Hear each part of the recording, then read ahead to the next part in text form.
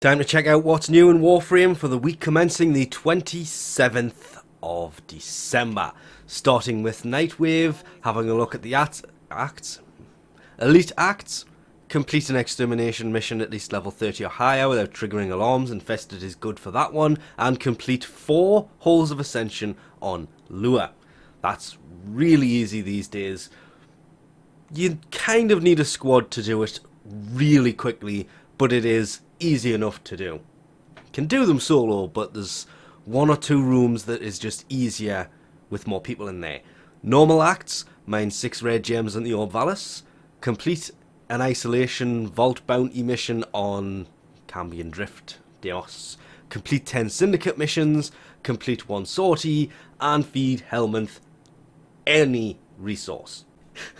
Credit offerings this week, and in typical Warframe fashion, the winterized solstice stuff has vanished. Not like it's winter time or anything like that.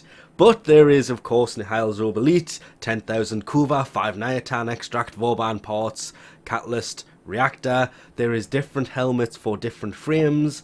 Sadly, was looking through this for the new one. It's not there, but Gauze's Mag Helmet is there. Auras, there is Energy Siphon, that is always a decent one to have if you don't have it. Steel Charge, if you are running anything melee related, that is a must. Enemy Radar, I say it every time, Animal Instinct is much better. It does take up a mod slot, but it also adds Loot Radar at the same time, and just generally better than that.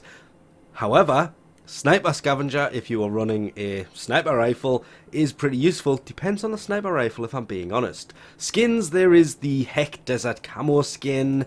There is the Merlock Desert Camo skin. The Jaw Sword is here. This is actually the melee weapon. The Jaw Sword, the blueprint to build the actual weapon. There is the Emissary Ornament, Landing Craft Decoration.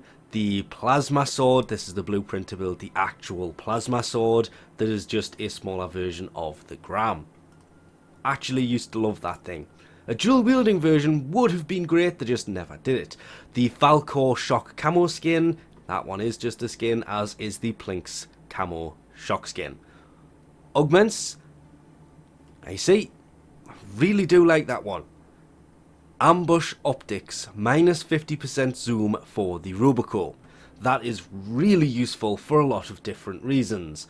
There is 100% accuracy while aiming for the Supra, and Atlas's Rumbler Augment.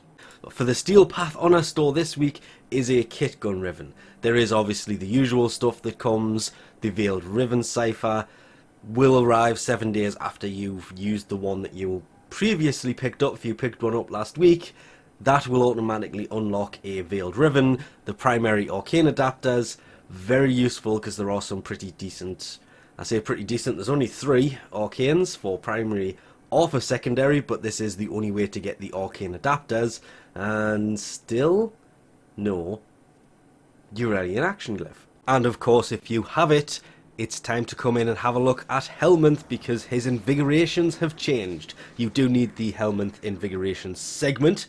Kind of forgot to mention that. But these change and are different for every single player. What perks you get and what frame they go on differs. Though, weirdly, last week 2 of mine were similar to somebody else's. Not exactly the same, but fairly close. So I'm starting to wonder if there is something related to these, or whether that parkour velocity is just basically a very useful... Wow, actually. Ability efficiency on Banshee.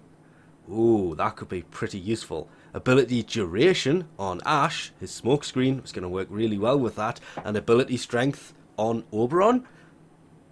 For once, they're actually quite useful.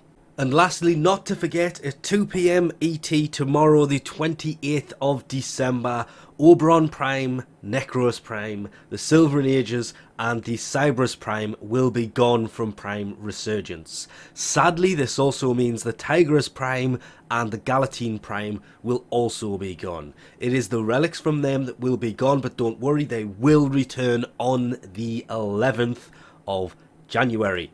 Sorry, 18th. At this point, I'm assuming the 11th is going to be the first 4 weeks, And part 2, yeah, it's basically confirmed once Oberon and Necros became a thing that the second row, so it's the 18th of January, they will return for a last chance to be able to get them. But at 2 PM ET on December 28th will be the Nikana Prime. I know you can see the Venka Prime, Valkyria Prime and Saren Prime there. More importantly is the Nikana Prime. That thing is a monster of a prime melee weapon, possibly even better than the Galatine Prime, and possibly even better than the Tigris Prime is, and the Tigris Prime is no slouch at taking things out. But the Nikana Prime, that's a beast, and they will be available December the 28th at 2 PM ET for a week, and then it will change to the last one for the last week, and then they will also return January the 18th. So if you can't get on between December the 28th and January the 4th, there's no need to worry. You can get them in the last chance of the Prime Resurgence on the 18th of January. But with that, really looking forward to the Nikana Prime. I may actually farm some of those, try and get some of those parts while that's available. Anyway, with that, we'll leave this off here. Thanks for watching, and I'll catch you next time.